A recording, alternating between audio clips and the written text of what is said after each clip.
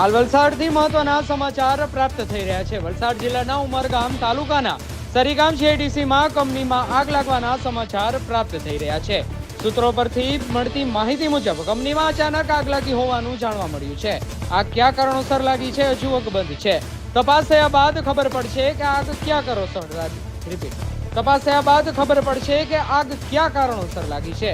આગ દ્રશ્યોમાં જોઈ શકો છો કે આગથી ગોટે ગોટા નીકળી રહ્યા છે। ઘટનાની જાણ થતા ફાયર બ્રિગેડની ગાડીઓ ઘટના સ્થળે દોડી આવી હતી અને આગને કાબૂમાં લેવાના પ્રયાસો ફાયર બ્રિગેડના જવાનો કરી રહ્યા છે।